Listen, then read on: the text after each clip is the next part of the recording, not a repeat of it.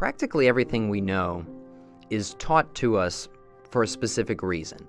The people who instruct us over our lives are many and various. You get knowledge about the world from a huge number of sources over a lifetime.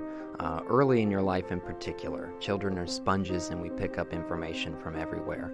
Your parents, your teachers, television, advertisements all over the place, toys, the places we travel to. Everybody is constantly teaching children something.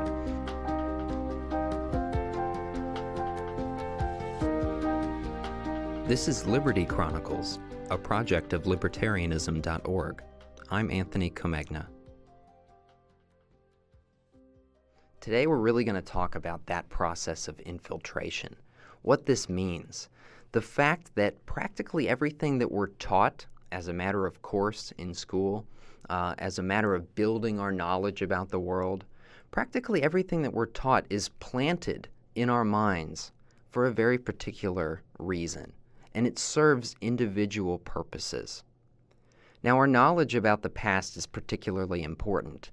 This is a history show, and for our purposes, we're really going to focus on that world of the past, trying to figure out what happened in the past, who did what to whom, what it means for us in the present and for us moving forward in the future. And that knowledge that we accumulate about the world before the present moment, essentially, which is the broad scope of history. It's everything that's happened before the present moment. That's a huge wealth of information to draw upon, to learn about what the state of our existence is and how we can manipulate it to better suit our purposes. History is also interesting, I think, because not only does it inform us so much in so many ways about the world as we know it, but it really suggests alternatives to us as well. We know that the world did not have to turn out the way that it did. It could have turned out any number of different ways. I don't want to get too much into physics, but as I understand it, some people actually think that there are, alternative universes where every decision somebody makes essentially creates an alternative history. Maybe we can't do the experimental physics here on the show. I'm certainly not equipped for that, but we can talk about the alternatives that real actors in history presented their world. And then those alternatives, whether they are social worldviews, political philosophies, or cultural contributions, these kinds of things are often forcibly submerged or not pursued for particular reasons. And those are the kinds of things that we need to uncover when we're thinking about the past for a variety of reasons. Now, what we want to do here is take this idea that our knowledge about the past really, really seriously shapes our understanding of the present. It's perhaps, and probably, I think, the most significant factor in establishing what we think should be done with our own world. It's our knowledge of the past. That's a point I've heard plenty of people comment on just about human nature, that it seems as though we form our opinions of the present based almost entirely on our knowledge of the past. We are sort of imitative creatures in that sense. Few of our thoughts or actions are truly independent new creations. They're usually based on something, modeling something that we've already seen in the past. We want to take this idea that the past is incredibly important to understanding the present of the future and really interrogate what that means for us as consumers of historical knowledge. Well, once again, what we know about history generally gets taught to us by individuals or by institutions. So what we want to do is figure out, well, why do those individuals who are teaching you history in high school and on television and so on, why do they want you to know what they're teaching you? It seems like an important question, but it's also not something that we ask very often. Aristotle once said that the most important question you can basically ever ask about something is why it happened. And yet it's a question that so often goes overlooked. Why do we know what we know about the past? Well, I'm going to posit as a working hypothesis here that I'm sure most people can sympathize with, the reason we know what we know about the past is that that narrative that we're all taught in school, whatever form it might have taken specifically for you, that general narrative is selected on some sort of higher levels of decision making than normal people have access to. Let's say your state school board. They want you to know particular historians' views of the world. So they go through and they select textbooks that distill the field down into a handy student's guide. Those historians have gone through and combed through the literature and reproduced it in a way that's helpful to students of different age groups. And then the school boards choose among the textbooks, right? And then, the textbooks get distributed to various schools throughout the state. The way it actually really works is that historians do what they do. They are sort of functionaries in this process. They go ahead and do their research and do their writing, and they say what they will about the past. And then those with actual political power at the school board level choose among those narratives which suits their purposes best. Whatever that might be. Maybe they just think this is, really the story of American history that people should know. This is what I want kids to think about America. I want them to feel good when they read American history. Or perhaps the people on the school board are sort of Straussians, and they want to lie to people by telling them a particular version of American history, because then that will make it easier to manipulate people and have them basically do what you want them to do from your position on the perch of political theorists. But whatever level it is at which we're learning history and having it taught at us, in a sense, if we merely blindly follow that vision of the past that's taught at us, we're basically ceding our own power of interrogation of the present. And we stop, questioning why exactly the world is the way it is, and we simply accept the word of authority as given. And then that explanation essentially becomes good enough, and history is a long series of events as dictated by authority figures. I'm a historian, and I tell people that sometimes when occasion calls for it. And, the thinking seems to be that means you sit in a library a lot with stacks of books and a magnifying glass. But really, doing the work of a historian is simply interrogating the past for yourself, looking at the record for yourself and coming up with your own narrative of events and analysis of what it means for us in the present. So what we want to do on this podcast is take that power into our own hands. If dominant narratives of history tend to support existing regimes, now by now, as we'll discuss, by now that is not so much the case, not as much as it used to be, and historians are more active in criticizing the status quo. But dominant narratives generally tend to support existing regimes or social structures or institutions. And the history produced by a wide variety of independent academics tends to be functional for those in power, in the sense that you don't need to direct it, but you can gain a lot of benefit by selecting from these various academic functionaries who produce narratives, selecting narratives that work toward advancing your broader worldview. And that's exactly what, again, people on school boards do. So these people in places like the Texas school board, for example, are extremely powerful because Texas buys so many textbooks. The book producers tend to market to that audience and end up producing huge amounts of whatever texts Texas chooses for their kids. And so those books, again, proliferate throughout the country and really end up becoming what we know about American history or world history or whatever the subject might be.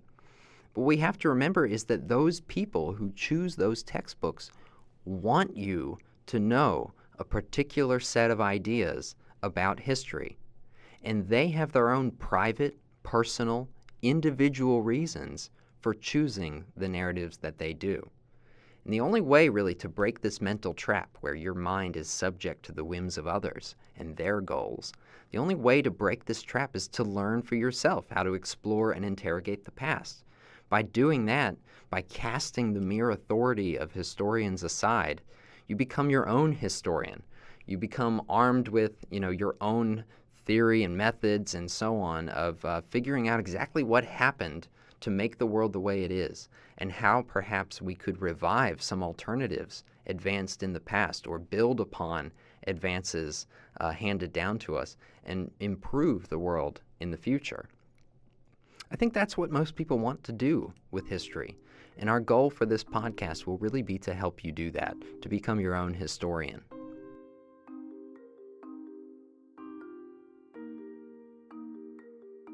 I want to move to talking about a wonderful article by H.L. Mencken from back in World War I. Most listeners, I hope, have heard of H.L. Mencken. If you haven't, go ahead and look him up. He was a terribly important writer overall, one of the most widely recognized and important, influential, popular writers of the 20th century. And by that I mean he wrote for a popular audience, and he was absolutely brilliant. So this article that I want to first read through, and then we're going to discuss it, is H.L. Mencken's History of the Bathtub. It's called A Neglected Anniversary. A Neglected Anniversary by H.L. Mencken. On December 20, there flitted past us, absolutely without public notice, one of the most important profane anniversaries in American history. To wit, the 75th anniversary of the introduction of the bathtub into these states. Not a plumber fired a salute or hung out a flag. Not a governor proclaimed a day of prayer. Not a newspaper called attention to the day. Bathtubs are so common today that it is almost impossible to imagine a world without them. They are familiar to nearly everyone in all incorporated towns. In most of the large cities, it is unlawful to build a dwelling house without putting them in. Even on the farm, they've begun to come into use. And yet, the first American bathtub was installed and dedicated so recently as December 20th, 1842. And for all I know to the contrary, it may still be in existence and in use. Curiously enough, the scene of its setting up was Cincinnati, then a squalid frontier town, and even today surely no leader in culture. One Adam Thompson's involvement in the grain trade frequently took him to England, and in that country, during the 30s, he acquired the habit of bathing. The bathtub was still a novelty in England. It had been introduced in 1828 by Lord John Russell, and its use was yet confined to a small class of enthusiasts. Moreover, the English bathtub was a puny and inconvenient contrivance, and filling and emptying it required the attendance of a servant. Taking a bath, indeed, was a rather heavy ceremony, and Lord John in 1835 was said to be the only man in England who had yet come to doing it every day. Thomson, who was of inventive fancy, he later devised the machine that is still used for bagging hams and bacon, conceived the notion that the English bathtub would be much improved if it were made large enough to admit the whole body of an adult man, and if its supply of water, instead of being hauled to the scene by a maid, were admitted by pipes from a central reservoir and run off by the same means.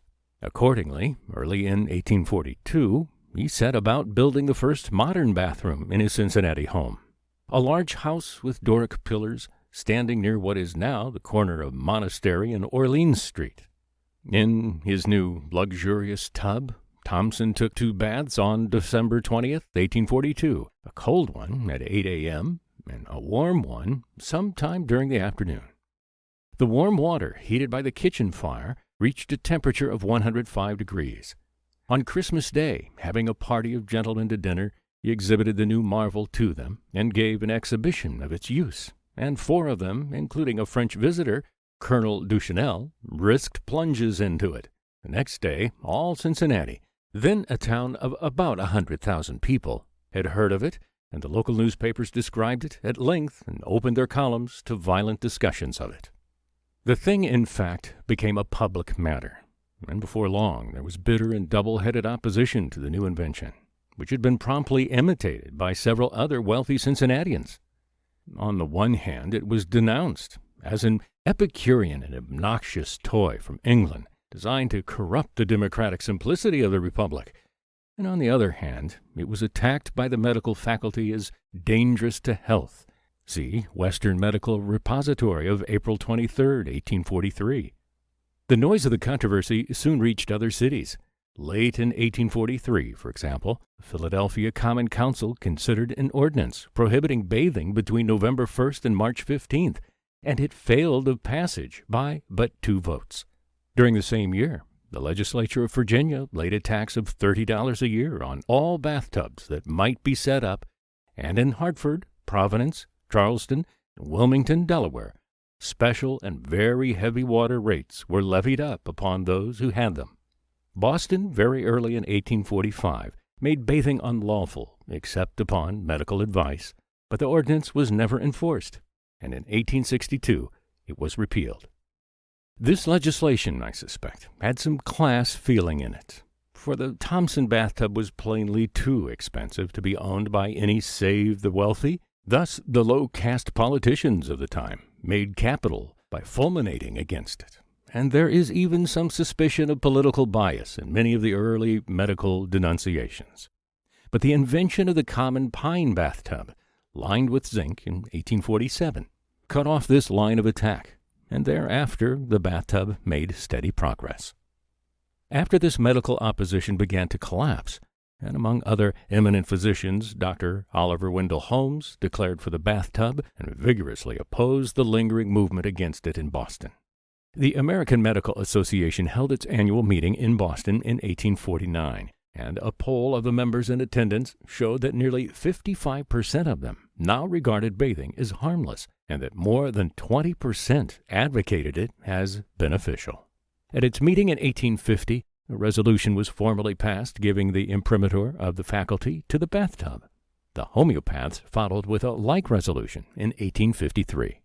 But it was the example of President Millard Fillmore that, even more than the grudging medical approval, gave the bathtub recognition and respectability in the United States. While he was still vice president in March 1850, he visited Cincinnati on a stumping tour, and according to Chamberlain, his biographer, took a bath in the tub. Experiencing no ill effects, he became an ardent advocate of the new invention, and on succeeding to the presidency at Taylor's death, July 9, 1850, he instructed his Secretary of War, General Charles M. Conrad, to invite tenders for the construction of a bathtub in the White House. This action, for a moment, revived the old controversy, and its opponents made much of the fact that there was no bathtub at Mount Vernon or at Monticello, and that all the presidents and other magnificos of the past had got along without any such monarchical luxuries used by Louis Philippe at Versailles.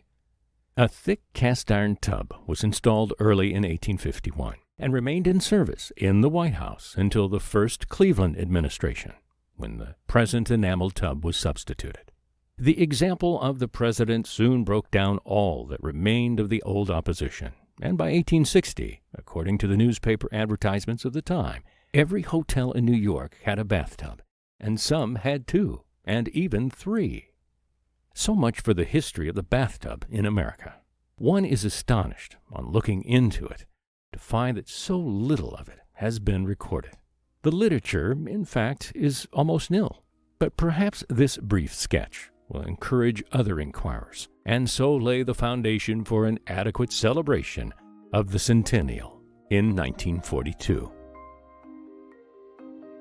So that's H.L. Mencken's brief history of the bathtub, his neglected anniversary. And now I want to sort of talk about, well, what exactly does this have to teach us about history? I actually, every time I taught a college course, I started the first class with this reading. And, students are kind of befuddled by that sometimes because it's a very weird little piece. And you think, well, what does this really have to do with history again? It is a history of the bathtub, I'll give you that. It tells us information about the bathtub. But why are we reading this in a history class? I don't really understand. Shouldn't we be talking about the American Revolution or something? Getting onto it. It seems weird. So at first glance, it might seem like it contributes very little. It's just about the mundane, humble bathtub. But it's really an essay that's rich with suggestion about what we can do with the discipline of history.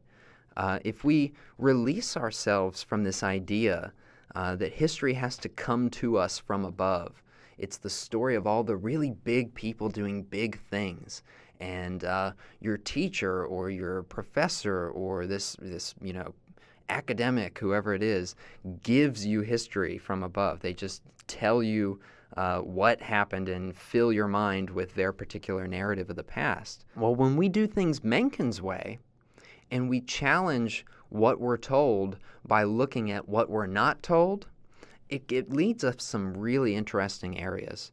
So, for example, historians, it's been sort of trendy lately in the last couple of decades to move away from national level histories, things that tell us about particular nation states and sort of, relatively small groups of people and their political histories, shifting away from that being the general pattern of historical knowledge to global history, world history, big history, where you look extremely broadly at societies across space and throughout time, and perhaps try to draw some generalizations. But really the exercise of history today by most academics, I think, is it's really supposed to be a process of learning how to interrogate the world better and better.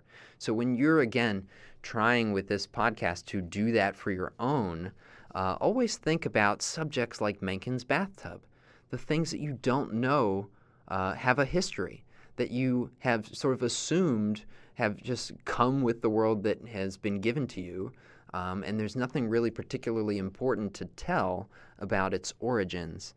Chances are that's not true, and there's some really important, interesting things just below the surface. So let's talk about this Mencken essay. Bathtubs are incredibly important. That probably doesn't need to be said, but why don't they then have a history?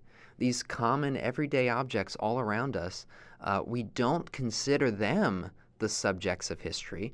I'm looking at microphones, I'm looking at chairs, I'm looking at tables and a cup of coffee right now. Everyone on paper, all of these things are the proper subjects of history, understanding how we got these inventions, these products, where they came from, how people over millennia, think about Leonard Read's iPencil.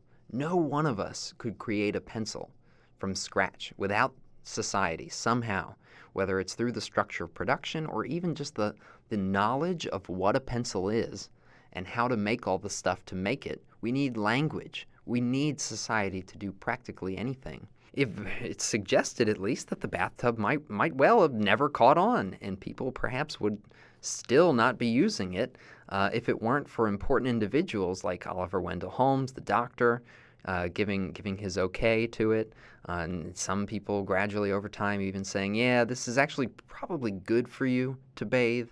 At first doctors were worried about it, right? Thought it would be dirty, not very sanitary. But then doctors start to warm up to it. They study it a little more, get used to it. And then here comes the president to save the day. Millard Fillmore, right? The authority par excellence in America. Even at the time, Americans worshiped the president to some degree. They had a huge deal of respect for him, the kind that maybe we're not inclined to anymore. But the president was a big figure in the day, and his word was very important. His sort of style and habits, his fashions were followed by a good number of people. So Fillmore puts a bathtub in the White House, and suddenly people are like, you know what? Okay, I guess we can go ahead with this. It doesn't necessarily, when the president accepts it, it no longer seems like a foreign, weird English aristocratic device to separate yourself from the common rabble. It seems more like something that every American can have access to, just like our political power offers. Our political system offers the opportunity to express the power and influence of the individual through the ballot. And here the president sort of symbolically is representing people accepting new forms of culture and technology. But it does take that authority figure to sort of give his go-ahead for people to finally embrace something that really is so obvious, so mundane, and so ubiquitous today. But here's the thing. There's a little catch to this Mencken story. It's all fake. It's entirely fake, made-up fantasy fiction. Mencken wrote it in the middle of World War I, the U.S. entry into World War I, basically as a joke, as a way to write something fun in wartime, which he points out was not always very easy to write something fun during wartime. So he decided to play with his readers a bit and write this completely fake history of the bathtub and this fake anniversary to celebrate. Now, I'd say don't feel too badly if you did fall for it, because most students do too, probably 95% or more. Occasionally, there's one intrepid young person who goes and does the research beforehand and finds out that it's a hoax. But most just read the text. They read what Mencken says, and we have this great discussion about how his point of view on history could be important and contribute something. And then they find out it was all a lie, and he really contributed nothing but fiction. Well, then, they're sort of mystified. They're left. It's a great thing to do in the first class because they're forced to sit there and confront the fact that they all just believed it simply because somebody in authority told them to believe it. Now, Mencken he has his citations, right, of these different journals, and he has all this very specific information.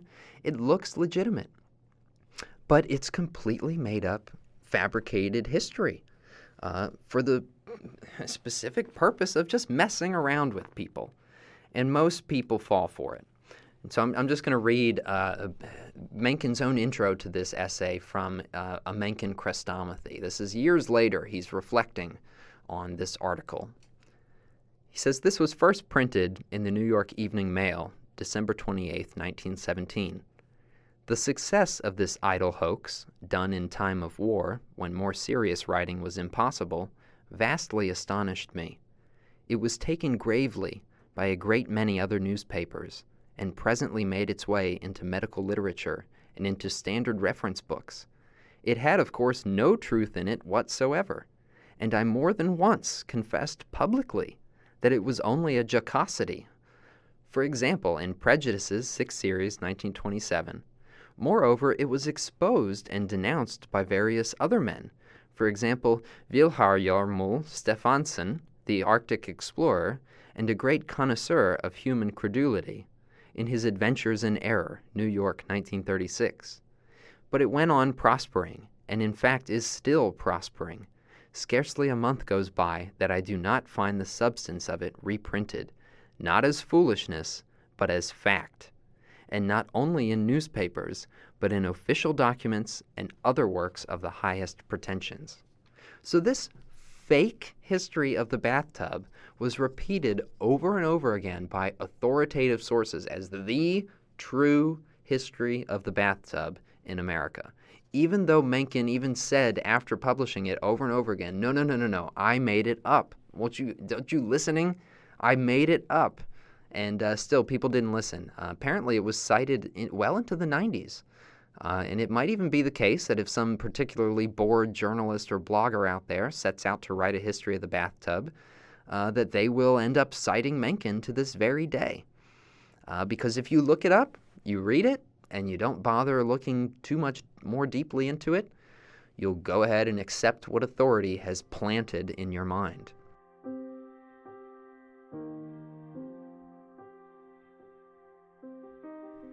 So people accept Mencken's history as true simply because someone wrote it down and told them about it. We're taught to revere whatever it is we read in books. We're taught to accept the past as it's given to us, as it's taught at us. We're taught to just accept, therefore, the world that we have and the one that those in power want to create for the future. When we take the creation and the critique of history into our own hands, we empower ourselves. We take that power back from people who have surreptitiously filched it from us, and we return it, to our own individual stock of agency, if you will. So that's the spirit in which we embark upon our studies, and that's the keystone message of this podcast. Our task will not be to teach you the content of history, but to help you better teach yourself. So then let's be off now and set about it. Welcome to the show.